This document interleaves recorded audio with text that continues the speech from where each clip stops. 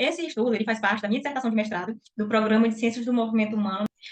A DPOC e a fragilidade, elas podem apresentar algumas similaridades com relação à fisiopatologia. E algumas dessas repercussões que são comuns à fragilidade da DPOC são uma inflamação crônica. No caso da DPOC, uma inflamação do sistema respiratório, mas também uma inflamação sistêmica, né? E a fragilidade também apresenta a desregulação neuroendócrina e as alterações metabólicas no organismo do indivíduo, né? Então, quando o indivíduo apresenta essas alterações, ele pode evoluir com perda de peso, baixa tolerância ao exercício, osteoporose, sarcopenia, fadiga muscular, e isso tudo, todas essas repercussões podem levar ao aumento do número de quedas, à incapacidade, aumentar a dependência, o risco de dependência, aumentar o número de hospitalizações e, consequentemente, também o número de óbitos. A fragilidade, ela é potencialmente modificável, ou seja, é importante fazer o rastreamento dessa fragilidade para que se possa haver intervenções, né, tanto de prevenção quanto de reabilitação da capacidade funcional, né? Então, o objetivo principal do nosso estudo foi estratificar o perfil de fragilidade de pessoas idosas com DPOC residentes na comunidade.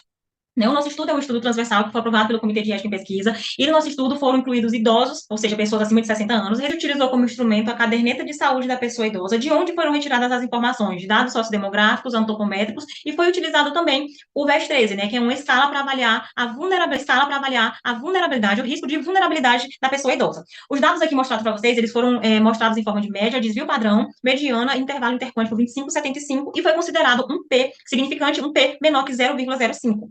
Então, nossa primeira tabela de resultados, ela mostra que encontramos que fez parte do nosso estudo 25 idosos com doença pulmonar obstrutiva crônica, né, sendo 14 homens e 11 mulheres. Diferente do que se encontra na literatura, no nosso estudo, predominaram o sexo masculino, né? Tivemos uma faixa etária de 60 a 85 anos, que variou, mas que, em sua maioria, predominou a faixa etária de 60 a 74 anos, com uma média de idade de 68,9, né? Os idosos do nosso estudo são idosos que são, na sua maioria, pardos e casados, e com escolaridade entre 4 e 7 anos.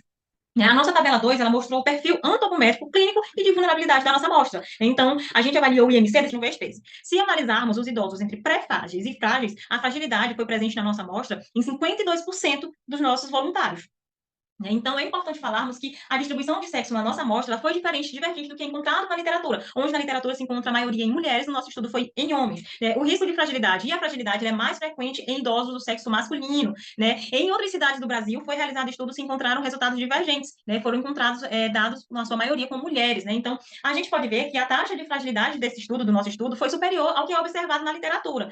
Fried, de 2001, encontrou uma taxa de fragilidade de 6,9%, Vieira et al. Encontrou em 2013 uma taxa de 8,7%, Nery et al. Encontrou também uma taxa de 9,1%, e no nosso estudo nós encontramos uma taxa de cerca de 52%, né? Então, se for analisar juntando fragilidade e pré-fragilidade, né? O nosso estudo ele teve resultados semelhantes, né, com o que foi encontrado numa comunidade da região Nordeste, né, uma prevalência de 17,1% de fragilidade e de 60,1% de pré-fragilidade, né? Então, tudo foi que as pessoas com DPOC que residem na comunidade apresentam uma maior prevalência de fragilidade e de pré-fragilidade. Então, foram 52%. Então, as implicações do nosso estudo foram que os dados encontrados nesse estudo, eles podem ser usados para direcionar o desenvolvimento de intervenções que podem levar a um melhor manejo da fragilidade nessa população, e também a implementação de intervenções capazes de prevenir a dependência funcional. Muito obrigada.